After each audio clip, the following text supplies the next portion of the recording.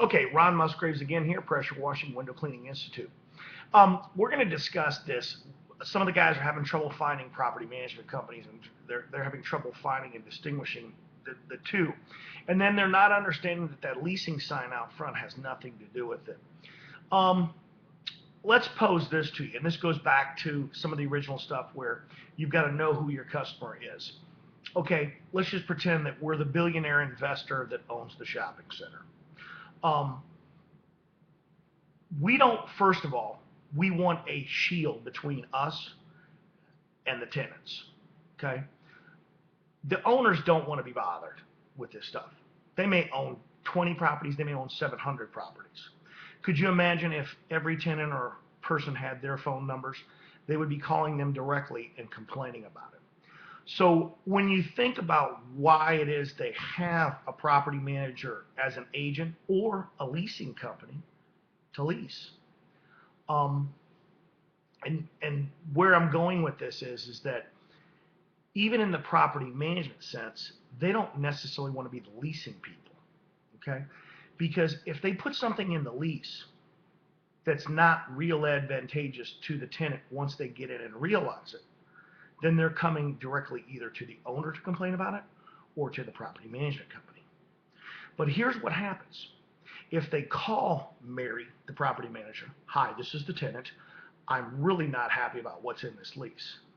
Oh, well, I'm very sorry. We don't control the leasing. That was done by another company. We're not affiliated with them. I understand that you have a problem with that, but really there's nothing I can do. My hands are tied. Get it? Most of the time, the property management companies or the owners don't want to handle the lease writing. Sometimes that's a dirty business, especially when it's like this.